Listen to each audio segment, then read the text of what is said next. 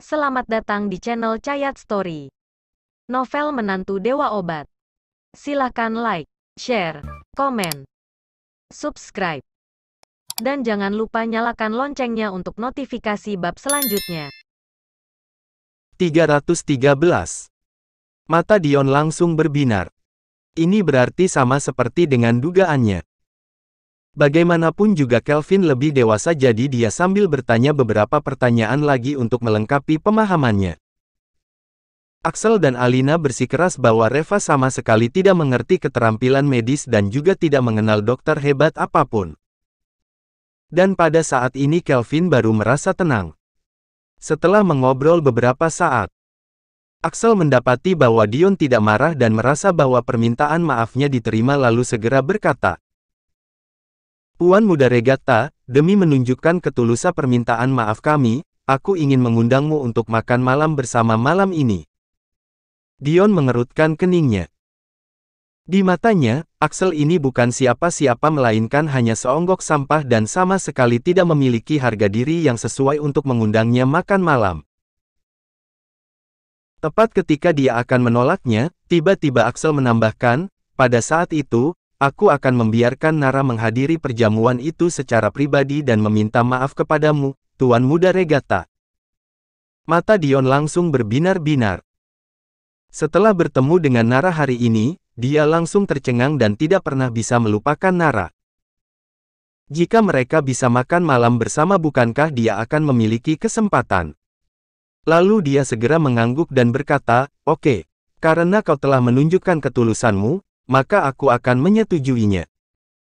Axel dan Alina merasa sangat gembira dan berterima kasih kepadanya berulang-ulang kemudian pergi dari situ. Setelah mereka pergi, Dion segera mencibir. "Hehehe, aku tidak perlu pergi mencari mereka tetapi mereka malah dengan rela datang sendiri. Paman ketiga, menurutmu apakah Reva akan menjadi gila jika aku bermain dengan Nara malam ini? Kita buat perasaan hatinya menjadi kacau, jadi ketika pertemuan pertukaran medis nanti, kesempatan menang kita akan semakin besar." Kelvin mengangguk dengan perlahan, "Kau bisa mencobanya, tetapi jangan berlebihan." Dion langsung tersenyum dan berkata, "Paman ketiga, dia kan hanya seorang wanita, berlebihan bagaimana maksudnya? Merupakan suatu kehormatan baginya jika aku mau bermain dengannya. Aku rasa dia bahkan akan sangat berterima kasih kepadaku. Selain itu, aku sudah pernah bermain dengan begitu banyak wanita di ibu kota provinsi dulu. Perangai wanita seperti apa yang belum pernah aku temui. Pada akhirnya bukankah mereka semua juga tunduk dan patuh? Kelvin, yang aku bicarakan bukan masalah wanita ini tetapi tentang Reva. Kau harus ingat, kau boleh bermain apapun dengan Nara tetapi nyawa Reva harus tetap kau pertahankan. Kita harus membiarkan dia berpartisipasi dalam pertemuan pertukaran medis ini. Jika kau membunuhnya, bukankah rencana kita akan gagal total?" Dion langsung menganggukkan kepalanya dan berkata, "Jangan khawatir, Paman ketiga. Aku tahu batasannya. Ngomong-ngomong, perangai dan temperamen Nara ini sangat kuat. Paman ketiga, apakah kau masih memiliki bubuk Nirvana Fly? Nanti malam aku akan memberinya sedikit obat ini. Tidak peduli dia adalah wanita liar ataupun wanita lugu, mau tidak mau dia pasti akan tunduk dan patuh. Setelah itu aku akan menjepret beberapa foto dan videonya lalu dikirimkan kepada si Reva itu. Hehehe, coba kau tebak, apakah dia akan gila karena marah?" Kelvin tertawa dan memaki, "Dasar bocah, jahil sekali kau. Tetapi kau tetap harus hati-hati dengan Nirvana Fly ini. Obat seperti ini sangat kuat.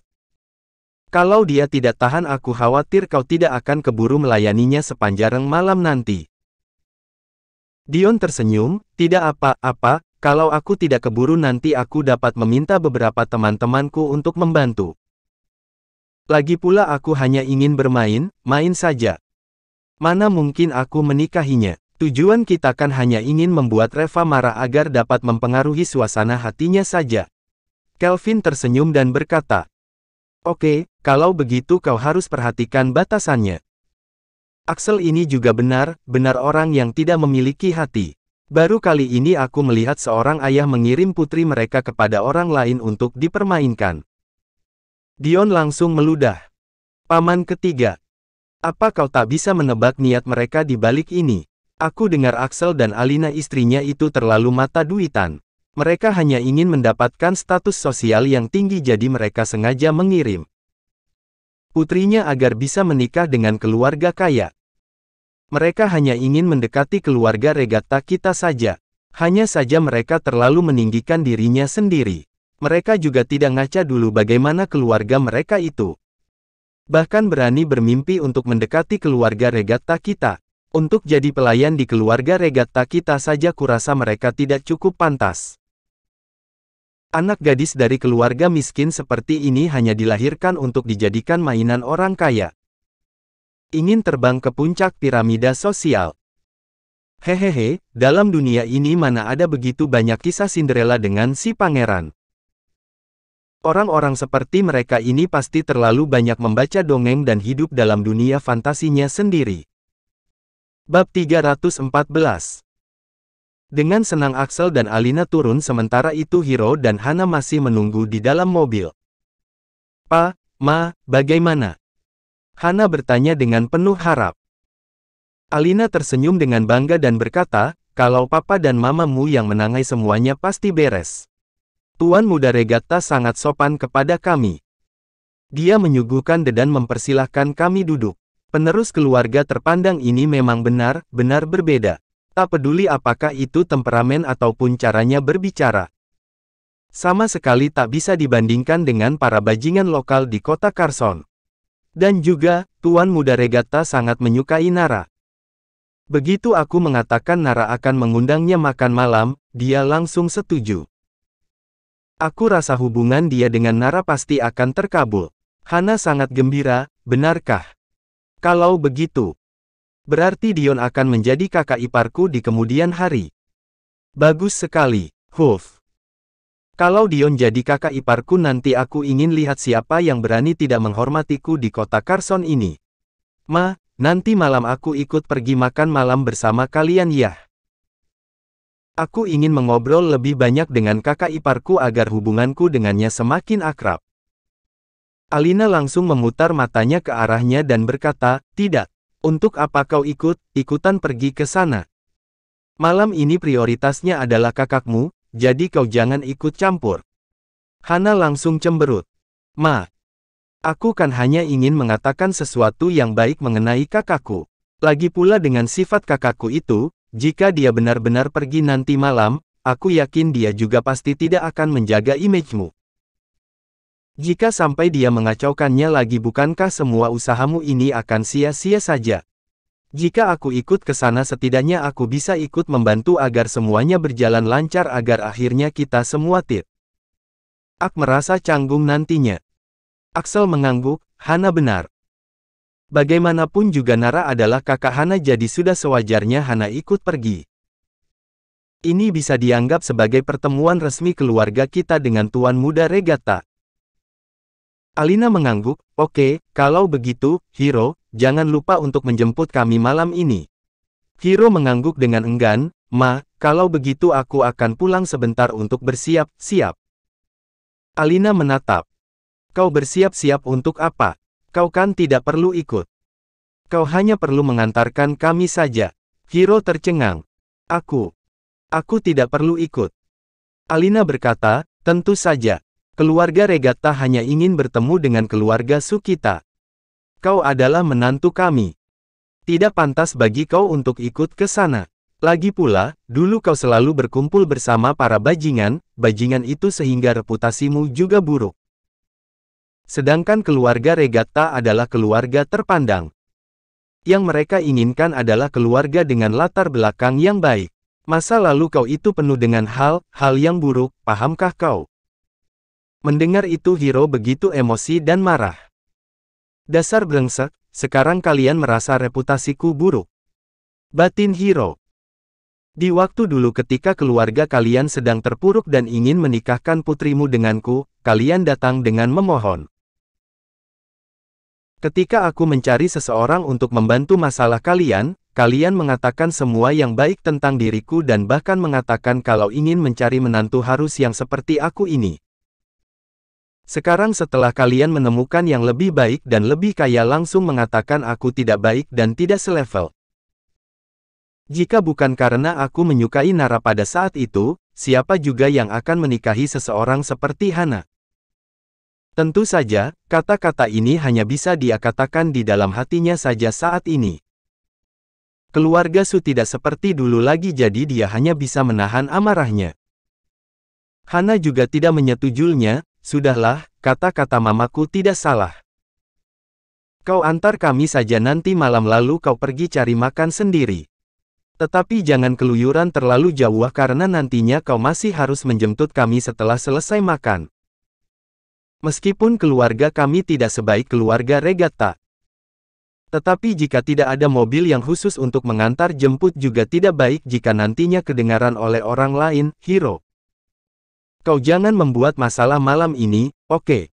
Hiro mengangguk, tidak ada seorang pun yang memperhatikan kemurungan di matanya. Hana sedang berdiskusi dengan Axel dan Alina tentang apa yang akan dikenakannya nanti malam, dan bagaimana cara mereka pergi ke sana agar kelihatan lebih anggun. Sama sekali tak ada seorang pun yang peduli dengan pikiran Hiro. Bab 315. Pukul 5:30 sore, Nara baru saja pulang kerja ketika dia melihat Hana mengenakan gaun yang cantik dan berdiri di depan pintu. Hana, apa yang sedang kau lakukan di sini? Tanya Nara dengan terkejut. KKM aku datang ke sini mencarimu untuk pergi makan malam. Papa dan Mama telah memesan kamar VIP paling mewah di Snowdrop. Kita sekeluarga akan berkumpul di sana nanti malam. Kata Hana sambil tertawa. Mata Nara melebar dan berkata, Snowdrop. Kenapa pergi ke tempat makan yang mahal? Dan juga mengapa tiba-tiba kita sekeluarga akan berkumpul hari ini? Hana tersenyum dengan misterius dan berkata, tentu saja karena ada sesuatu yang bagus. Sudahlah, kau jangan banyak tanya lagi. Papa dan Mama sedang menunggumu.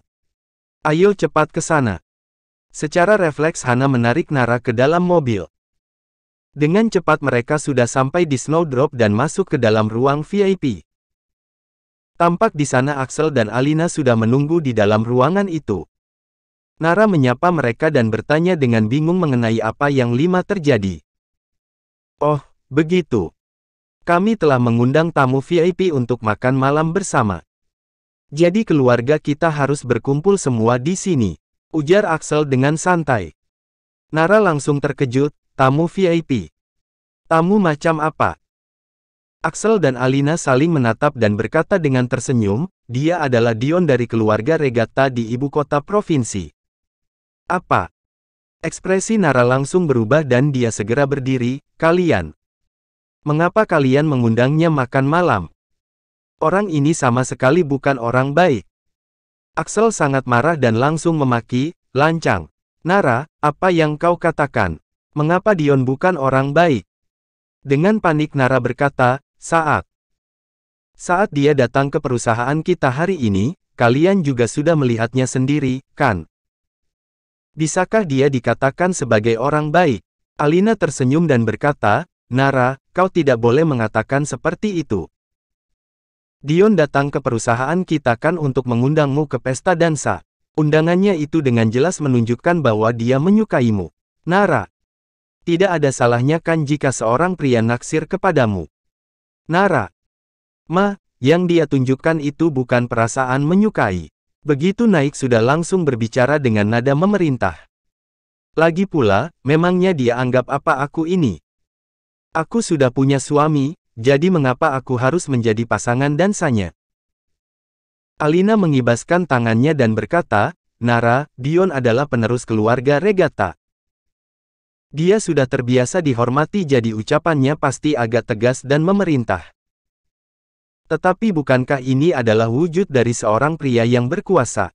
Apakah kau hanya menyukai tipe pria seperti Reva yang lemah dan tak berguna itu? Nara langsung marah. Memangnya kenapa dengan Reva? Dia memiliki sifat yang baik dan tidak perhitungan dengan orang lain. Hana langsung mencibir. Dia hanyalah seorang bajingan, sifat apanya yang baik.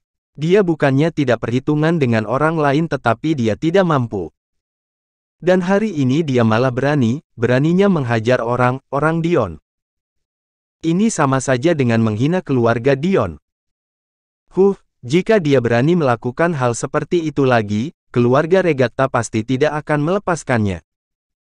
Air muka Nara tampak sedikit berubah. Kejadian hari ini memang agak terlalu rusuh. Dia benar-benar khawatir tentang apa yang akan terjadi kepada Reva. Saat melihat ekspresi Nara itu, Axel langsung terpikir untuk berkata, "Nara, tujuan kita mengundang Tuan Muda Regatta malam ini adalah untuk menyampaikan permintaan maaf kita kepadanya secara khusus. Karena masalah di perusahaan yang tidak menyenangkan hari ini, aku khawatir akan membuat keluarga Regatta marah dan keluarga kita pasti akan celaka.